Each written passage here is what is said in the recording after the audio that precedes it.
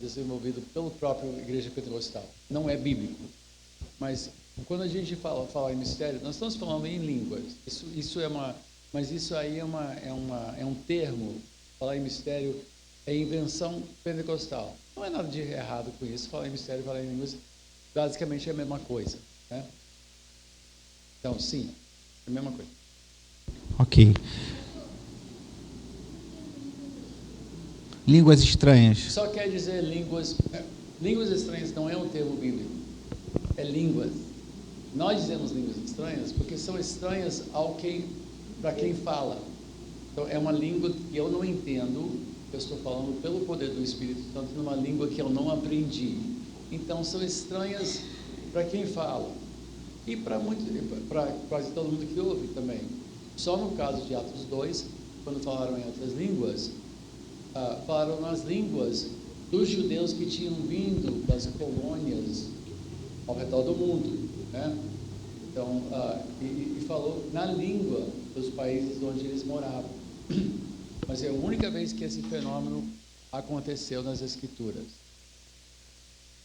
Mais alguém precisa de papel? Levante a mão que o diácono Marcos vai aqui. Tem aqui na frente, por favor. Está aqui o diácono Giovanni. É uma pergunta sobre a tendência de alguns pentecostais ao anti-intelectualismo. O irmão escreveu assim: a Bíblia é clara quanto à importância do cristão conhecer as Escrituras. Qual o motivo do anti-intelectualismo pentecostal? É uma boa razão, é uma explicação histórica para isso. Isso está meio alto, né? Porque está dando microfonia aqui. Vou pedir ele foi lá para trás para regular? Marquinhos, pede para o Vitor dar uma... Ah, tá aqui, ele está ali. Ele vai mexer um pouquinho. Nos Estados Unidos, as igrejas tradicionais mandavam seus filhos, os candidatos ao ministério, para estudar teologia em Princeton. Princeton... Alô, testando, 1, 2, 3. 1, 2, 3, está dando microfonia. Quer ver esse aqui? Se esse aqui está melhor? Está incomodando bastante. 1, 2, 3. Tá bom. O que aconteceu? Tá. Alô? Alô? 1, 2, 3. Enquanto vocês vão escrevendo a pergunta de vocês, quer usar esse aqui? De repente está melhor? Se for melhor. De repente é onde eu estou sentado, não sei. Alô? Deixa eu ver se eu ficar de pé vai melhorar. Alô? Testando 1, 2, 3. De repente eu estava sentado. Os principais seminários americanos foram invadidos pelo liberalismo teológico alemão no fim do século XIX. Esse liberalismo alemão questionava a divindade de Jesus. Alô? Agora, alô? Alô? Alô? Estão me ouvindo lá atrás? Tá. Questionavam a divindade de Jesus. Questionavam se a Bíblia era inspirada por Deus ou apenas o registro humano e, portanto, cheio de erros. E o que aconteceu? Muitos dos... Alô? Agora baixou tanto que eu não... Estão me ouvindo? Ok. Muitos jovens promissores para o ministério voltaram do seminário sem fé. Então, criou-se uma crise dentro da igreja evangélica americana que se dividiu em duas reações. Teve um grupo que foi e formou um seminário clássico conservador. Enquanto Princeton e outros seminários estavam indo para o liberalismo, praticamente um ateísmo cristão, pessoas como Gresham Machen, um presbiteriano, ele fundou um seminário raiz, que foi Westminster. Essa foi a reação dos que queriam defender a fé, os fundamentalistas. Já ouviram essa palavra que hoje significa outra coisa. Mas os fundamentalistas originais tentaram trazer a igreja de volta aos fundamentos da fé, enquanto os liberais estavam inventando. Hoje os nossos liberais são Missão Integral, Ariovaldo Ramos, Ed René, Caio Fábio. Esses são os liberais que são praticamente ateus, né? Mas houve uma outra reação. A reação foi: o erro não é não é o seminário, o erro é estudar. Então, teologia é o inimigo da fé. Então, e ao mesmo tempo havia um desejo de um relacionamento com Deus mais profundo, a presença real de Deus. Então, essas pessoas buscavam a presença de Deus, mas rejeitaram o estudo. Gente, o meu pai, fundador da Nova Vida, dizia para nós, se fizerem um seminário, pode procurar outra igreja para ser pastor. Havia um anti-intelectualismo na raiz da Nova Vida, porque meu pai foi fruto desta geração que rejeitou qualquer estudo. Mas com o tempo a gente foi entendendo os erros disso, os perigos disso, e tanto que hoje boa parte do nosso presbitério estuda e vai estudando, faz seminário, alguns têm mestrado, foram ou para Mackenzie ou para Martin Luther. Nós mesmos fundamos nosso próprio seminário, que é o IBR-MEC. Então, hoje nós sabemos que a defesa não é fugir do estudo, é estudar mais ainda para a gente se fundamentar na palavra de Deus. Mas as origens são essa crise que aconteceu na virada do século XIX e século XX. Tá?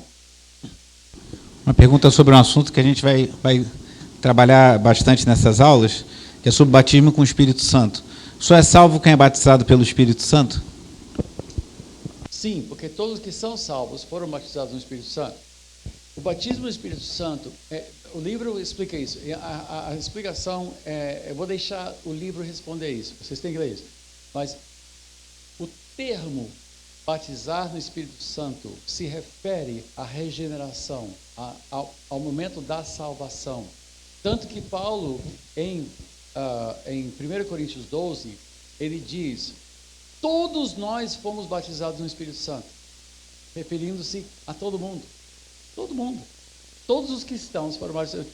Mas aí ele pergunta, são todos apóstolos? Tem todos dom de cura?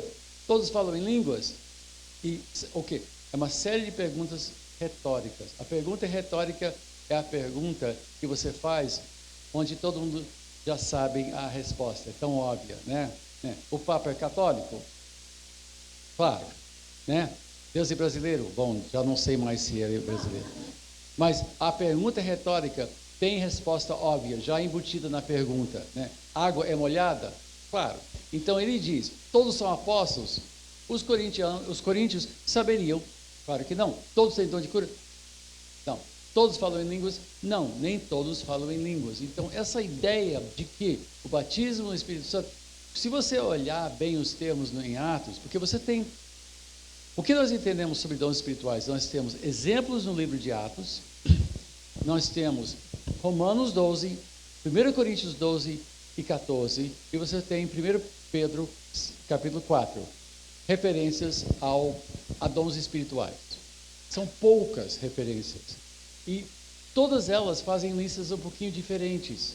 Ou seja, o que Paulo estava fazendo, ele estava registrando o que ele observava nas igrejas, que já era uma ação soberana do Espírito Santo. Não houve curso de dons espirituais na igreja primitiva. Eles seguiam, esses sinais, esses dons surgiam entre um povo comprometido com a comunhão dos santos e estudando a sã doutrina. Essas pessoas que estudavam, que oravam, que o Espírito Santo dava capacidade. Então, você não vê em nenhum lugar... você vê Paulo corrigindo o excesso e o abuso de línguas em 1 Coríntios 12 e 1 Coríntios 14. Você vê que os coríntios estavam se achando muito, eles estavam se comparando uns aos outros, primeiro pelo fato de um ter sido batizado pelo Apolo, outro por Paulo, não sei o quê. Era uma igreja dividida e todo mundo querendo se achar o máximo. Né? Então ele disse, gente... Nós somos um corpo, fomos batizados num só Espírito, um só batismo, uma só fé, um só Senhor. A mensagem toda dele é a união. E eles estavam usando dons como desculpa para se promoverem. Isso acontece até o dia de hoje. Né? Aproveitando uma pergunta que eu penso que está dentro dessa mesma temática, quais pontos do pentecostalismo, poderíamos dizer assim, do pentecostalismo clássico, devemos considerar como bíblicos, e, digamos assim, aceitar, e quais devemos rejeitar? É uma pergunta um pouco extensa, mas em linhas gerais.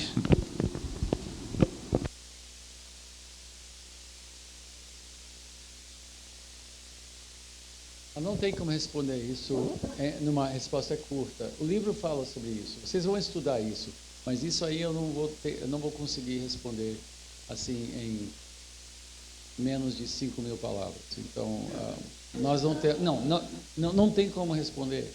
Não tem como responder. Então, desculpe, mas essa eu vou referir ao livro, tá? Ok. Uma pergunta sobre arrebatamento, mas eu entendo que a pessoa que perguntou está perguntando não do arrebatamento da visão dispensacionalista ou escatológico, mas eu creio que no sentido de visões, alguma coisa nesse sentido, que fala assim, quando as pessoas começam a falar em mistérios, entregar visões, eu entendo que a pessoa está querendo saber como isso deve acontecer na igreja, o que é válido, o que não é válido, nesse exercício de dons espirituais. Paulo disse em 1 Coríntios 14, muito claramente, quando vocês se reúnem, um tem um ensino, um tem uma oração, tem uma visão. Mas ele disse que um ou dois falem, que dois ou três falem, e os outros julguem.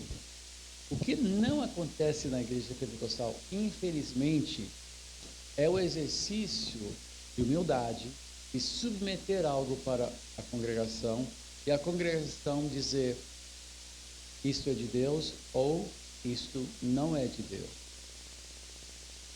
Então, tem que haver uma disciplina, um ensino e uma disciplina.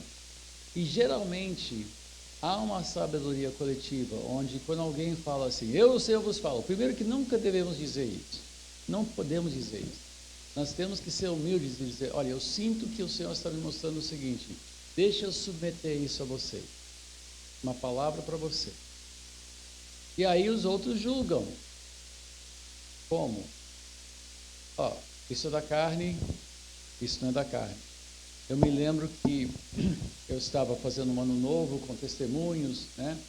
E uma pessoa disse, estava dando seu testemunho, dizendo, olha, eu acordei no meio da noite e ouvi uns passos do lado de fora do meu quarto e alguém bateu na porta e eu disse, quem é? Disse, é o anjo Gabriel. E todo mundo reagiu assim, aquela gargalhada. Então, por quê? Porque todo mundo viu que era uma pessoa simples, que teve, sei lá, comeu uma pizza estragada, foi dormir, teve um pesadelo e tal. Então, nós fomos pacientes com ela. Tá bom, irmã, pode sentar e tal. Era minha irmã, e pode sentar e tal. O pior é que tinha um irmão na igreja que eu pensei, puxa, esse aqui pode até ser pastor um dia, porque ele sempre vinha de terno. Na época, assim, de terno, então esse cara já era pastor. Aí ele disse, pastor Walter, eu ainda pastor naquela, pastor Walter, eu quero submeter uma impressão para o irmão. Ele disse, tá bom. Ele disse, eu acho que não foi o anjo Gabriel. Aí eu olhei para ele, você acha? Ele disse, nossa. Mas, quando é algo do Senhor, ele cai sobre o coração e é recebido. Não que seja uma palavra dura às vezes, ele diz, não, isso é de Deus, amém. E as pessoas dizem amém. Ninguém tem coragem de dizer, não. Mas tem que poder dizer. A igreja tem que poder dizer. Por isso que nem sempre é bom haver o exercício de dons numa reunião maior. Tem que ser numa reunião menor, onde pessoas se conhecem mais ou menos, né? Especialmente quando alguém fica de pé, eu, o Senhor, vos falo, isso, alto aí, peraí, pode dizer que é o Senhor. Você recebeu, se você sente alguma coisa de Deus, submeta ao grupo e nós vamos examinar. Mas essa não é a disciplina que nós temos. A igreja pentecostal não faz isso. Não faz isso. E então, eu me lembro que eu cheguei na igreja um dia, alguém estava parado na porta da igreja me esperando. Pastor Walter, Deus me falou que o irmão tem uma palavra para mim. Eu disse, olha, até agora não me falou nada, mas deixa seu nome e telefone, qualquer coisa eu te ligo. E a pessoa deixou e foi embora feliz da vida, pensando que eu ia ligar. Mas eu pensei, o que eu vou dizer para essa pessoa? Tá bom, deixa seu nome aqui, qualquer coisa eu te ligo. Se Deus me falar, eu te ligo. Não falou nada, né? Mas, depois de um culto, uma pessoa chegou para mim e disse, meu irmão, Deus me revelou que o senhor é uma das duas testemunhas do Apocalipse. Se puxa, ou seja, você morto em praça pública, né? Muito obrigado. Mas chegou assim, pastor, porque Deus me revelou e tal. E eu,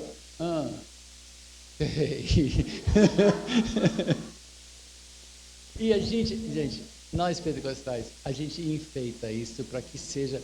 E o pior, tem gente que vem com uma rajada de línguas estranhas e depois faz com que está interpretando o que falou, mas não está interpretando coisa nenhuma, nem até duvido se foram línguas estranhas de verdade mesmo. Porque a pessoa vem, de repente, agora o Senhor nos fala. E todo mundo, nossa, a interpretação, isso deve ser do Espírito, não tem jeito, isso é tiro e queda, isso é garantido. Não é.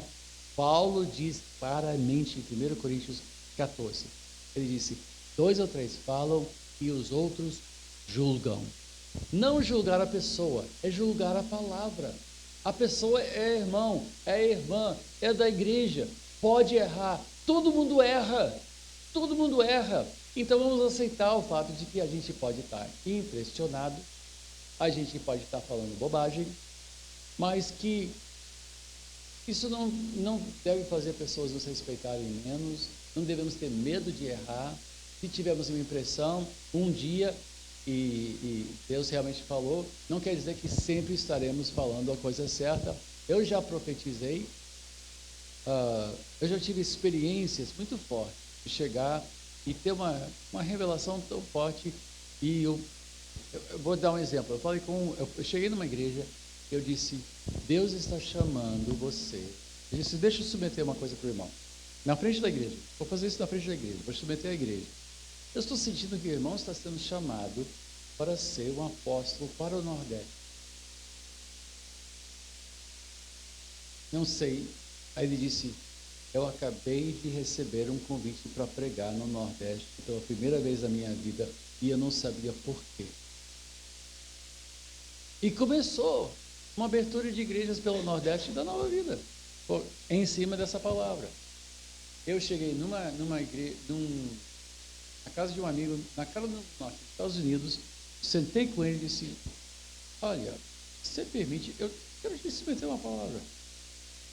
Ele disse, eu não sei, eu estou sentindo que você vai receber um convite para sair da sua igreja, para um ministério, e que você deve levar esse convite a sério. Não que você deve aceitar ou rejeitar. Não estou dizendo isso.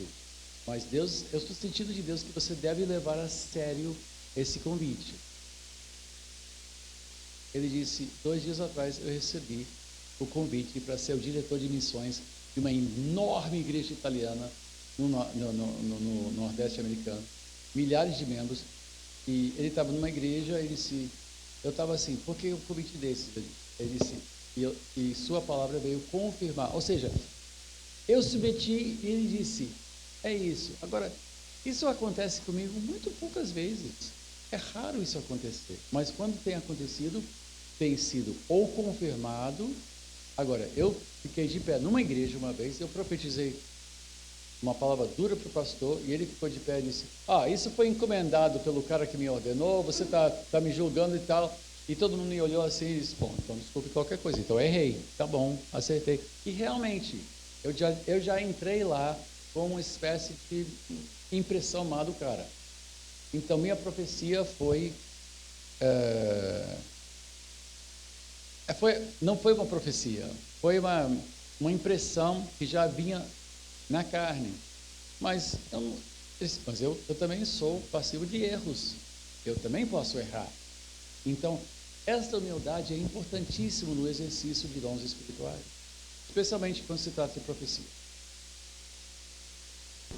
Bom, a gente está com algumas perguntas aqui, não sei se vai ser possível fazer todas, eu vou procurar focar naquelas que estão mais ligadas ao tema de hoje.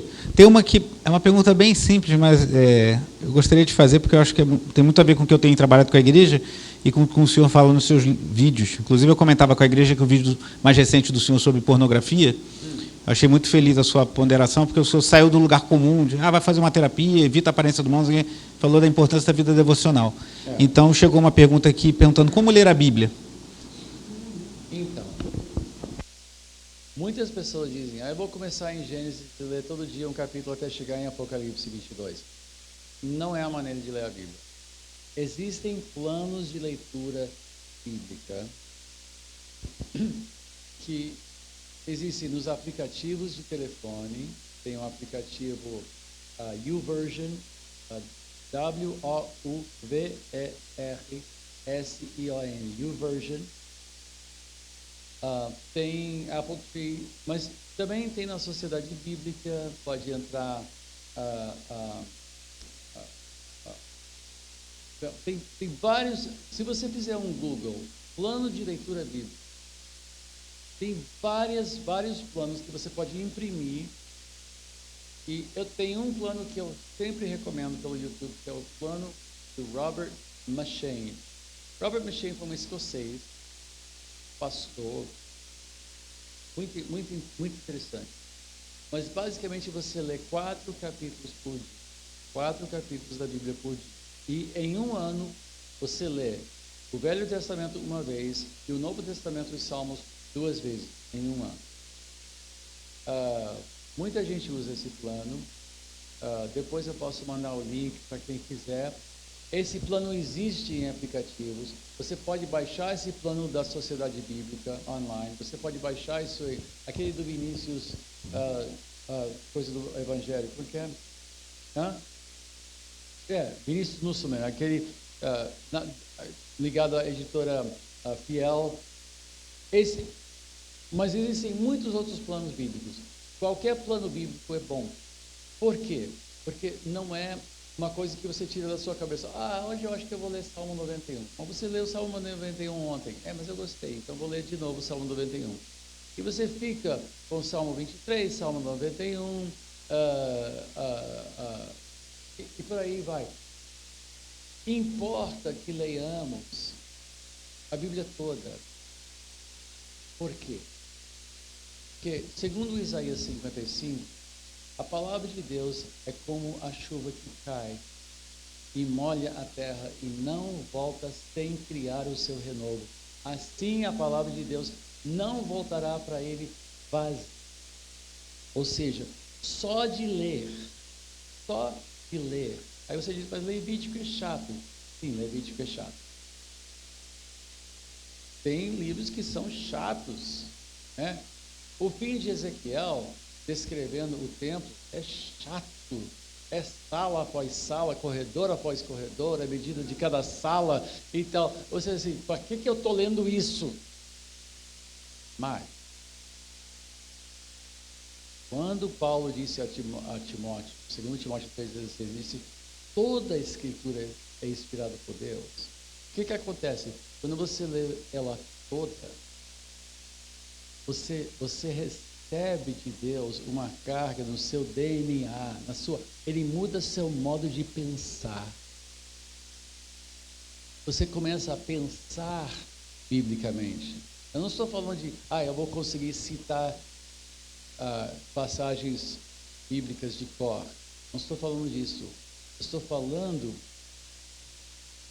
Tem um filme de ficção científica que eu acho fantástico, chamado A Chegada. É sobre uns alienígenas que chegaram em grandes espaçonaves e ficaram flutuando aí. E tinha uma pessoa em vários lugares do mundo. E o que aconteceu? Mandaram uma especialista em linguagem que aprendeu a língua desses alienígenas. Na medida que ela aprendeu a língua, de repente ela começou a ver o tempo, o passado, o presente, o futuro, todo de uma vez. Por quê? Ao aprender a língua, a sua percepção do tempo mudou, só por aprender a língua. Eu vejo isso como uma espécie de exemplo de o que acontece conosco com a Bíblia. E quando a gente lê toda a Bíblia, e um capítulo por dia, 2 capítulos, 4 capítulos, eu leio 10 capítulos por dia, mas é um outro plano, é um plano mais complexo. Então, eu leio 10 tipos de literatura. Eu leio o Pentateuco, a história, a história, eu leio um salmo, eu leio literatura sapiente, ou seja, ou Provérbios, ou Eclesiastes, ou Cantares. Eu leio um dos profetas, Evangelhos, Atos e 2 tipos de epístolas. Então, ao todo são 10, mas eu leio eles assim. Quando eu termino o Pentateuco, quando eu termino o fim de Deuteronômio, eu volto a Gênesis 1. Quando eu chego ao fim dos Salmos, eu volto a Salmo 1. Quando eu leio o fim de Esdras, eu volto para Juízes, para Josué. Então eu leio cada um é como se fossem círculos. Eu vou lendo, mas como são de comprimento diferente, eu vou lendo. E o que acontece? É como você pegar um vitral. Se você pegar um vitral e olhar só isso, você vai pegar talvez um pedaço de vidro vermelho e um pouquinho de vidro azul. Mas se você olhar ele todo, se você dar um passo para trás e olhar todas as peças, você vê a imagem de Cristo. A Bíblia é toda sobre Cristo. Toda sobre Cristo. Quando fala sobre Cristo, fala sobre o Cristo que morreu segundo as Escrituras. Quando Jesus estava na estrada de Emaús com os discípulos, o que ele fez? Ele voltou e mostrou a eles quem ele era segundo as Escrituras, que é o quê? O Antigo Testamento. Então, todas as passagens são importantes. Todas. Né? Ageu, Isaías, Ezequiel, Daniel, segundo Samuel, Juiz, até Levítico, Números, tem genealogia após genealogia. Eu leio. Por quê? Porque aquela palavra está entrando dentro de mim. Está entrando dentro de mim. Quando você bebe água, você não sente o efeito todo daquele gole da água de uma vez só. Leva tempo. Mas se você deixar de beber, você vai começar a se sentir desidratado. Você não hidrata tudo de uma vez, você vai bebendo água, vai reidratando. A palavra de Deus é assim, vai dando a nós um DNA no nosso modo de pensar, no nosso modo de ver a vida, muda radicalmente. E então nós seremos habilitados para toda boa obra, segundo Timóteo 3:16. Excelente. Esse irmão citado pelo bispo, Vinícius Musselman, ele tem um blog, Voltemos ao Evangelho, que ele tem uma lista de vários planos de leitura bíblica. Se algum irmão depois tiver interesse, posso compartilhar com os irmãos. Ele tem uma série de sugestões. E esse plano de leitura do Robert McCain, citado pelo bispo, ele foi adaptado pelo D.A. Carson para um plano um pouco mais estendido em 2 anos.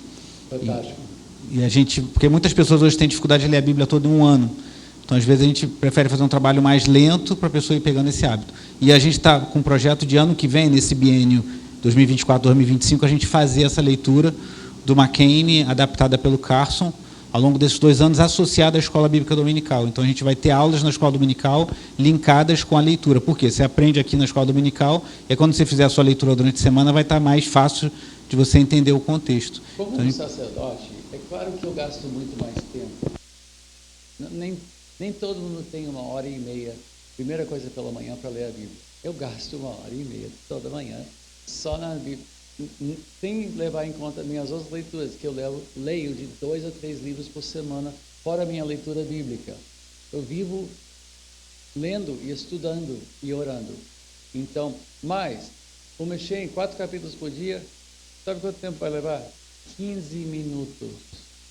15, não vou conseguir ler a Bíblia, é tão grande. 15 minutos. Aí você diz, mas eu ainda não entendo.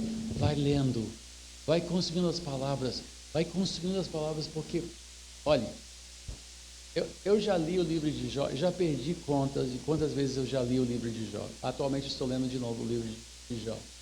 Então, tem Zofar, tem Bildade, tem o Jó respondendo, depois tem Eliú, e aquela argumentação toda.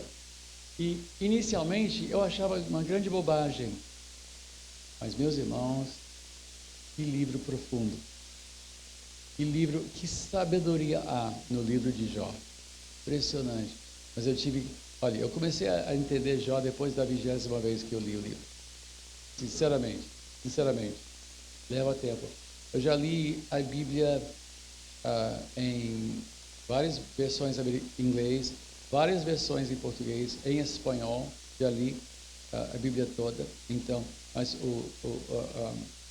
e eu sempre recomendo a Nova Almeida atualizada, que eu acho espetacular, muito fácil. Mas o ARA é bom, a Almeida atualizada, a revista atualizada é boa, o NVI é ótimo, né? Eu acho que ele perde porque ele comete dois erros do NVI. Primeiro, que ele não mantém aquela linguagem nobre dos Salmos. E segundo, ele traduz os números do Apocalipse em medidas atuais. E os números são simbólicos. Então, quando você perde o 7, o 12, os 144 mil, aquela coisa toda, e transforma isso em quilômetros ou em peso e tal, em vez de usar os côvados e as coisas, você perde o impacto dos símbolos dos números. Mas é isso. Desde o início do ano a gente adotou a NA aqui, a freguesia, anil e praça seca. Melhor que a gente adotou a NA. Por enquanto é melhor. A gente está falando sobre estudar teologia, chegou uma pergunta: a mulher pode estudar teologia e se tornar pastora? A Bíblia não fala sobre mulher ser pastora. Não fala. A Bíblia fala do seguinte: a Bíblia não cria condições para a mulher ser uma pastora regente, uma pastora com autoridade sobre homens. Isso é proibido. Não é proibido por razões culturais. Paulo usa a ordem da criação como sua explicação. Então isso, ele diz, porque Deus criou primeiro Adão, depois a Eva. E quando qualquer autor do Novo Testamento se refere os primeiros princípios achados em Gênesis, você pode ter certeza, isso não é uma questão cultural, isso é uma questão da ordem da criação. A ordem da criação. Um homem e uma mulher casa com uma. Então, porque estava lá em Gênesis. Então, Paulo se refere a isso. Há excelentes teólogas, mulheres teólogas. Excelentes. E não só hoje, mas Basílio o Grande, a irmã dele, Santa Macrina, era uma teóloga de ponta e foi beatificada. Tanto que ela foi considerada uma santa. Mas era uma pessoa que dizem que os capadócios era Basílio e 2 Gregórios de Nissa e Nazianzus, sendo que Basílio e Nazianzus eram irmãos e o Gregório de Nissa era amigo dele. Mas esses 3, Basílio e Gregório, tinham uma irmã, Macrina, que era uma grande teóloga. Só que nós temos que entender uma coisa: teologia, o bom teólogo é uma pessoa de oração. Quem ora, se teologia não se voltar para oração, então não é uma boa teologia. Toda teologia termina em oração. Os antigos teólogos, desses pais da igreja que eu cito, eram todos homens de oração. Homens de profunda devoção. Hoje em dia você tem o teólogo científico, o teólogo técnico. Isso não existe. Isso não é teologia. Teologia é devoção. Teologia devia partir nosso coração e não encher nossa cabeça de argumentos. Deve nos levar mais perto de Deus. Porque o alvo de toda teologia é a proximidade a Deus e conhecer melhor a Deus. Esse é o alvo de qualquer teologia. Não é saber se o milênio ou tribulação 7 anos, ou se vai antes ou vai depois. Isso não é teologia. Teologia é o que nos aproxima a Deus. Porque a palavra de Deus tem esse alvo, é de nos aproximar a Ele e conhecê-lo melhor. Tanto que Paulo diz: eu tenho todos esses credenciais, mas uma coisa eu faço. Deixando tudo para trás, eu sigo para o alvo, que é o quê? Conhecer a Deus. É conhecer. Na comunhão dos seus sofrimentos. Falando sobre mulheres teólogas, eu estou pregando aqui sobre Malaquias, expositivamente de manhã, e um dos comentários que eu estou utilizando para preparar as mensagens é de uma autora chamada Joyce Baldwin, que escreveu o comentário sobre Malaquias, Ageu e Zacarias, também dessa série da cultura bíblica, que é uma série da Vida Nova, junto com outra editora. também sobre Daniel. A mulher escreveu um comentário bíblico sobre Daniel. Então, para você escrever um comentário bíblico sobre Daniel, só isso já te credencia. Mas foi uma grande professora de exegese bíblica, salvo engano, nos anos 70, e também escreveu um comentário sobre 1º e 2º Samuel. Mas, agora, só fechando. Então, pode ser teóloga. Por que não, pastor? Porque liderança é um fardo do homem. Esse é um fardo do homem. Você vê que Jesus escolheu 12 apóstolos, não houve apóstolo. Levitas foram chamados para trabalhar no templo. Homens, todos homens. Os sacerdotes, todos homens. Assim, regência é um fardo. Meus irmãos, liderar é um fardo pesado, que exige tudo de nós. Parte o nosso coração. Alguém diz, você é bispo, você deve ser muito orgulhoso. Você não sabe o que isso pesa. O que isso pesa sobre nós.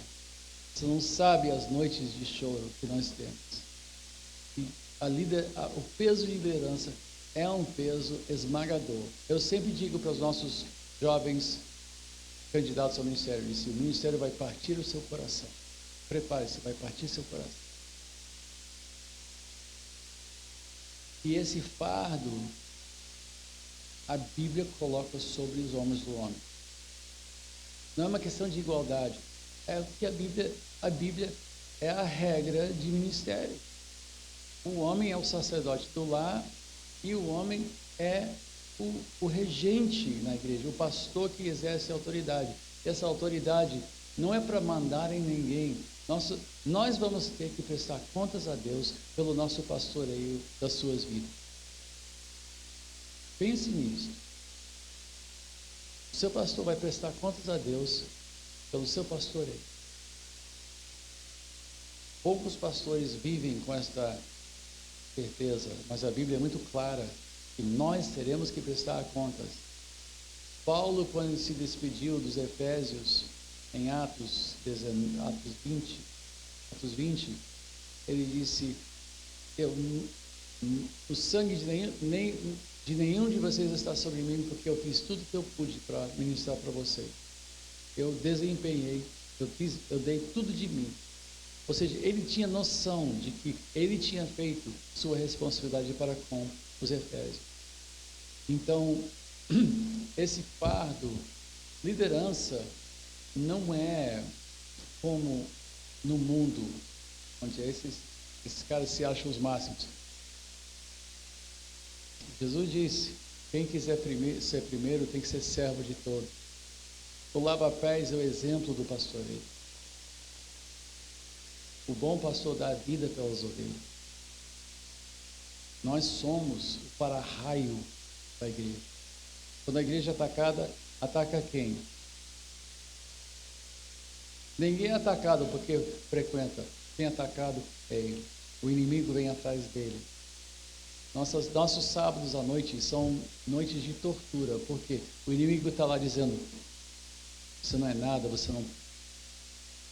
Eu estou no ministério há 43 anos de idade. E domingo de manhã eu me levanto, olho no espelho e eu sinto uma voz dizer, quem é você? Quem você acha que é? O ataque é constante. E esse fardo, Deus botou sobre os homens. Esse é o nosso fardo. Então não é uma questão de igualdade. Você não quer essa igualdade. Eu te garanto. Essa igualdade ninguém quer. E infelizmente, parte desse fardo recai sobre as nossas esposas. Meus irmãos, estatisticamente, a única profissão do mundo que tem menor expectativa de vida para a esposa do que o marido é o ministério. Que ela sofre por mim e por si também. E ainda é alvo de críticas, de fofoca e tal. Você não sabe o fardo de uma esposa de pastor. Não sabe o que é essa vida. Essa pessoa, queria um grande ministério. Não sabe o que é isso. Quanto maior o ministério, maior o fardo, maior a cobrança, não só dos outros, mas a maior responsabilidade que nós temos perante Deus, eu respondo a Deus por uma denominação. Eu lhe digo, Marta sabe o quanto eu vivo em depressão. O peso é esmagador. Bom, pessoal, nosso horário já até, na verdade, ultrapassou, mas a conversa está tão boa, mas a gente vai precisar finalizar. Infelizmente, não vai dar para fazer todas as perguntas, mas eu me comprometo a alguma pergunta que não tenha sido feita, eu me disponibilizo para que os irmãos me procurem depois, e se alguma coisa quiser, eu levo o bispo Walter depois em presbitério, converso com ele, ou eu mesmo posso esclarecer. A gente está estudando sobre o papel da mulher na igreja, ministério feminino, amanhã daremos continuidade, concluindo essa fase para entrarmos no Pentecostal Reformado. Mas uma última pergunta que eu acho que fecha bem essa nossa conversa, a reforma do pentecostalismo em nossa denominação se fez necessária devido aos exageros que vimos nas igrejas neopentecostais? Não. Meu pai foi um reformador. Ele questionou muitas coisas. Eu aprendi com ele a sempre perguntar: é isso? Estamos ensinando a verdade? Tudo que a gente pratica é verdade? Então eu sempre fui uma pessoa em busca da verdade, porque eu não... Meus irmãos, o ministério, a igreja é um lugar onde o que está em jogo é vida ou morte eterna. Então, a verdade é fundamental. E quando surgiu essa questão de guerra espiritual, eu comecei a olhar, minha pergunta foi: isso é verdade? Era a minha pergunta: isso é verdade? Nós podemos ficar perante uma estátua e amarrar o espírito por trás daquilo e ganhar uma... Isso é verdade? O que há de errado aqui? E eu fui estudar, porque eu não tinha estudado teologia.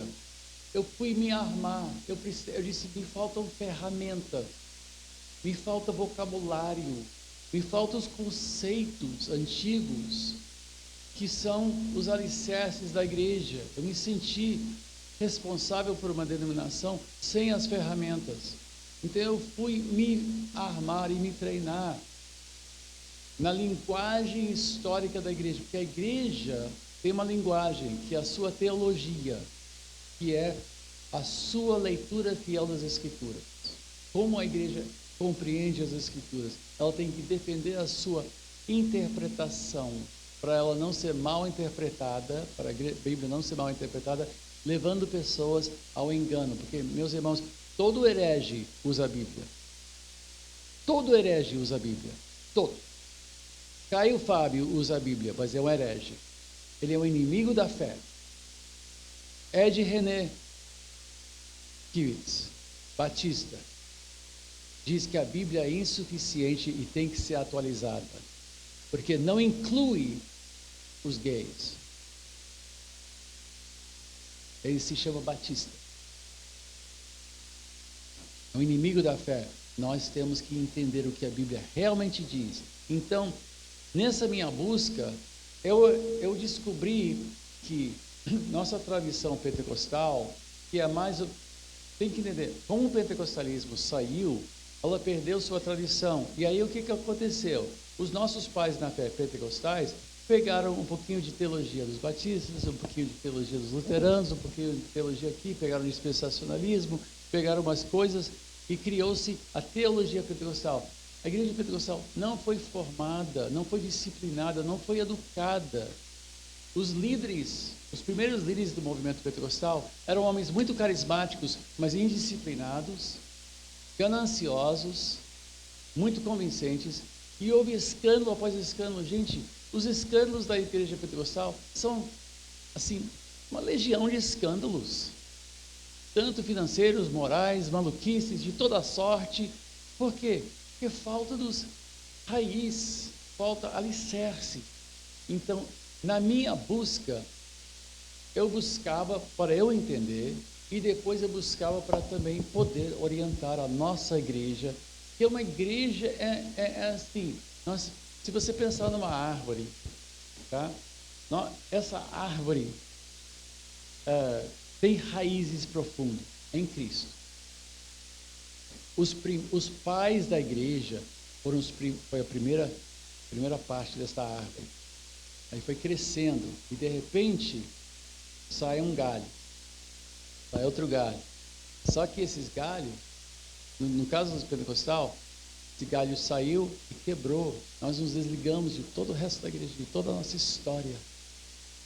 E aí começamos a inventar. Ainda usamos a Bíblia, sim. Pessoas salvas, sem dúvida. Mas também muitos erros, muita maluquice, muitas novidades. Vamos agora fazer isso. Agora vamos fazer aquilo. Então a gente se reinventa. E você vê pastores fazendo coisas doidas. Né? Você vai subir. Eu não vou usar exemplos, porque de repente eu não quero ofender ninguém, mas há exemplos de coisas como aquilo de amarrar a oração. Vamos fechar a oração, dobra 4 vezes e tal, e vai, amém, aleluia. Isso é maluquice. Isso, sabe o que é? É macumba. Isso não é espiritualidade, isso é macumba. Não é? Uma oração tiriqueda, um paninho que tem um... Isso é macumba, isso não é espiritualidade. Então, a gente vai misturando um pouquinho das nossas raízes católicas, vamos pegando um pouquinho das nossas...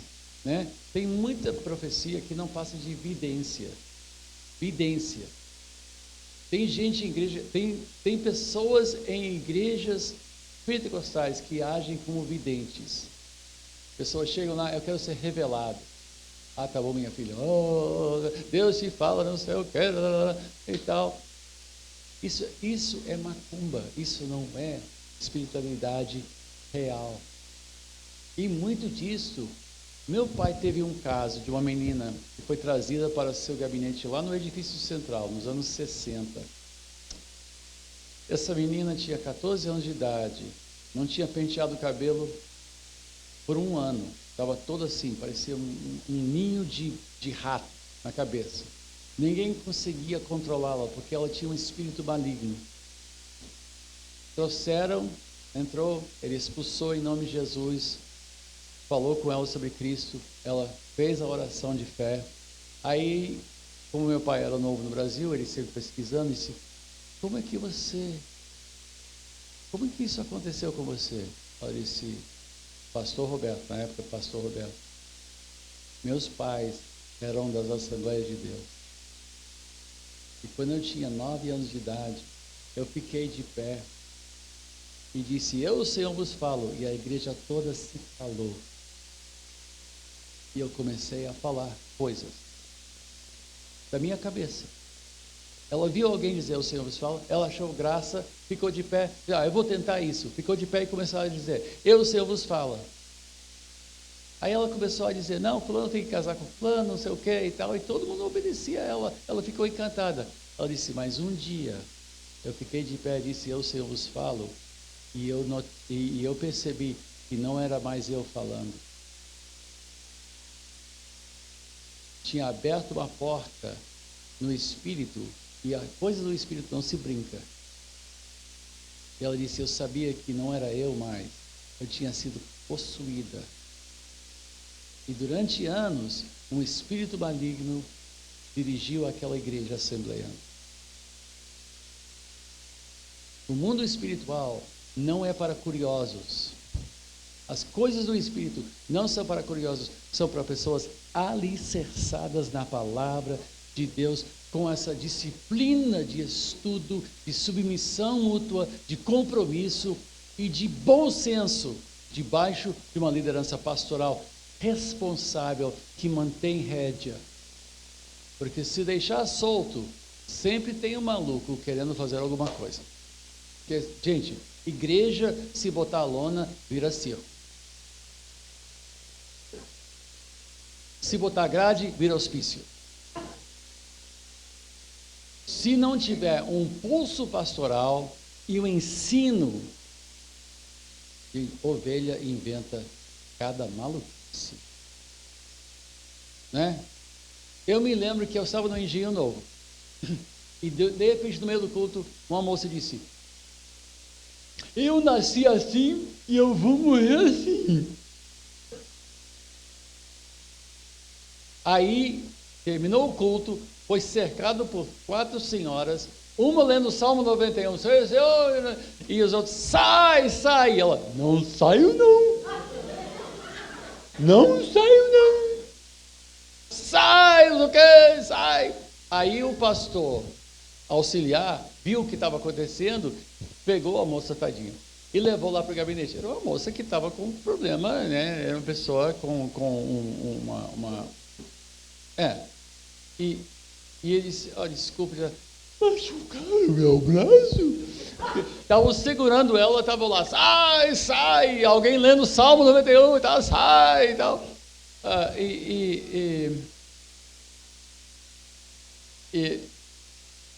E sempre tem, né?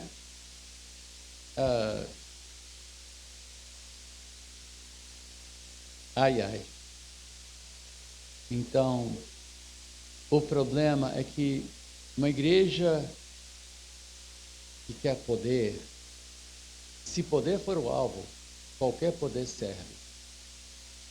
Poder não é o alvo. Honrar a Deus é o alvo. Servir a Deus com fidelidade é o alvo. Saúde espiritual, salvação dos nossos filhos e dos nossos netos, salvação dos nossos vizinhos, salvação dos nossos companheiros de escola ou de trabalho, este é o alvo. O alvo não é se arrepiar, saindo dizendo, nossa, esse culto foi uma bênção.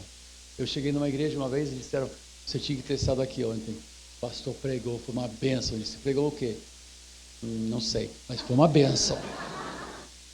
Ou seja, foi a experiência que era importante e não a palavra.